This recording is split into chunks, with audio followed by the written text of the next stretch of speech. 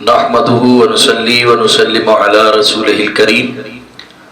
اما بعد فاعوذ بالله من الشیطان الرجیم بسم اللہ الرحمن الرحیم۔ عزیزان من، یکم رمضان حضور شہنشاہ بغداد سرکار غوث پاک رضی اللہ تعالیٰ عنہ کی ولادت باسعادت کا خوبصورت یوم ہے، اور جو اہل ایمان بالخصوص قادریوں کے لیے ایک خوشی اور مسرت کا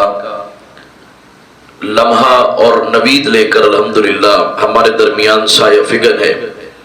حضور شہنشاہ بغداد سرکار غوث پاک رضی اللہ تعالیٰ عنہ اولیاء کاملین کے اندر وہ نمایاں نام ہے کہ آپ خود سرکار بغداد حضور غوث پاک رضی اللہ تعالیٰ عنہ فرماتے ہیں کہ ہر ولی کا مرغ اپنے اپنے زمانے میں بولا اور عبد القادر کا مرغ قیامت تک بولے گا، اور ہر ولی نے اپنے دور میں سرکار بغداد رضی اللہ تعالیٰ عنہ کی ولایت کا اعتراف کیا۔ آپ رضی اللہ تعالیٰ عنہ 470 ہجری میں جیلان کے مقام پر پیدا ہوئے۔ آپ کا نام عبد القادر، آپ کی کنیت ابو محمد اور لقب محی الدین ہے، اور آپ کا کمال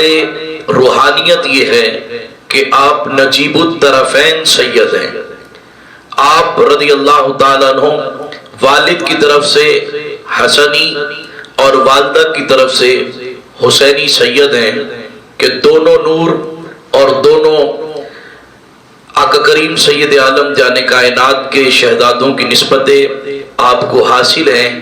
اس لیے بھی آپ با کمال شخصیت ہیں۔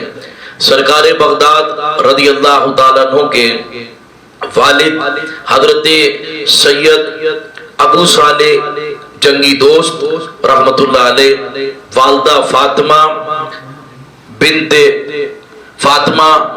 جن کی کنیت ام الخیر ہے، اور نانا حضرت عبداللہ سومئی رحمت اللہ علیہ ہیں۔ آپ رضی اللہ تعالیٰ عنہ کو والدہ کی تقوی اور طہارت اور والد کے تقوی سے ایک ایسا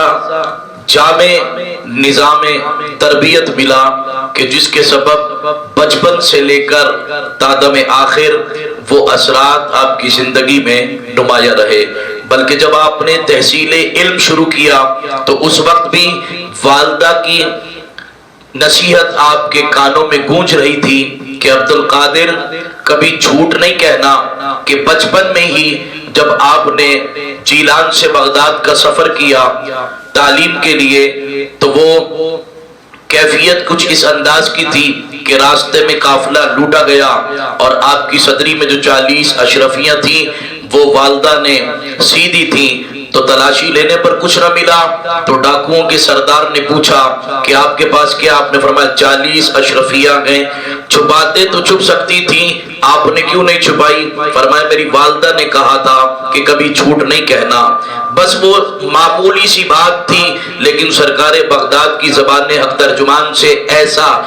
تیر کی طرح یہ الفاظ نکلے جو ڈاکوؤں کے سردار پر گہرے اثر کر گئے، اور اس نے فوراً توبہ کی، اور شیخ عبد القادر جیلانی غوث اعظم محبوب سبحانی کے قدموں میں گر کر کہا کہ آپ تو اپنی والدہ سے کیا ہوئے وعدے کا باز نبھا رہے ہیں، جبکہ میں اپنے رب سے کیے ہوئے وعدے نہیں نبھا پا رہا۔ آپ نے توبہ کی، اور توبہ کرنے کے بعد ڈاکوؤں کے تمام جتنے بھی عملہ تھا ان سب نے بھی کہا کہ جب تم چوری اور ڈکیتی کے ٹائم ہمارے سردار تھے تو توبہ کے ٹائم بھی سردار ہو، تم نے توبہ کر لی تو ہم بھی توبہ کرتے ہیں۔ وہ سب توبہ کر کر الحمدللہ اسلام پر گامزن ہو گئے، اور آج بھی شیخ علفی کے نام سے بغداد شریف میں غوث پاک کے دربار کے عقب میں آپ کا مزار پر انوار ہے، اور آپ کے علم کا شہرہ تو اتنا کہ استفتاء فتویٰ جو غوث پاک دیا کرتے آپ کے زمانے میں کوئی اس حد درجے کے فتوے کو نہیں دے سکتا تھا۔ ایک ایسا مسئلہ مشکل آپ کی خدمت میں آیا کہ آپ رضی اللہ تعالیٰ عنہ سے کسی نے سوال کیا کہ میں نے اپنی عورت کو طلاق معلق دی ہے،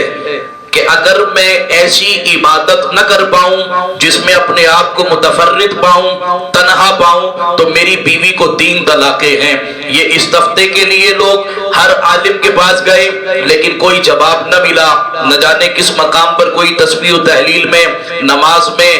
قرات میں مصروف ہو۔ لیکن جب یہ مسئلہ غوث پاک کی خدمت میں آیا، آپ نے فوراً قلم اٹھایا اور فتویٰ صادر فرمایا کہ اس شخص سے کہو کہ وہ بیت اللہ میں جائے اور جا کر سب کو خالی کرا کر اکیلا طواف کرے، 7 چکر لگائے، کہ جب وہ خانہ کعبہ کا طواف کرے گا تو اس وقت کوئی اور طواف نہیں کر رہا ہوگا، تو اس طرح اس کی عورت اس کے نکاح سے خارج ہونے سے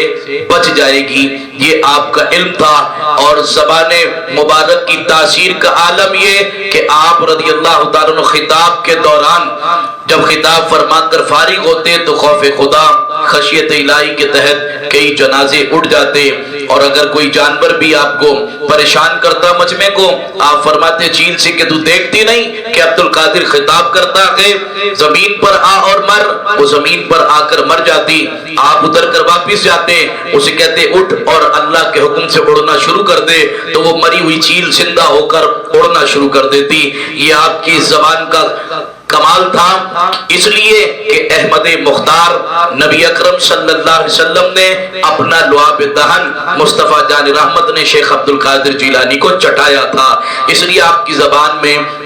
یہ اثر آیا، اور آپ کی عبادت و ریاضت کے لیے اتنا کافی ہے کہ آپ رضی اللہ تعالیٰ عنہ نے 40 سال تک عشاء کے وضو سے فجر کی نماز پڑھی۔ آج رمضان المبارک میں ان کے یوم ولادت کے موقع پر ہمیں چاہیے کہ رمضان کے قیمتی لمحات کو غنیمت جانے اور اپنی راتوں کو عبادت الہی میں مصروف رکھیں، اور دن بھر میں روزہ رکھ کے اسے تقوی کے ساتھ پورا کریں۔ اللہ کریم شہنشاہ بغداد سرکار غوث پاک رضی اللہ عنہ جیسا تقوی، علم، روحانیت اور آپ کے جیسی ریاضت کرنے کا جذبہ عطا فرمائے۔ آمین۔ وآخر دعوانا ان الحمدللہ رب العالمین۔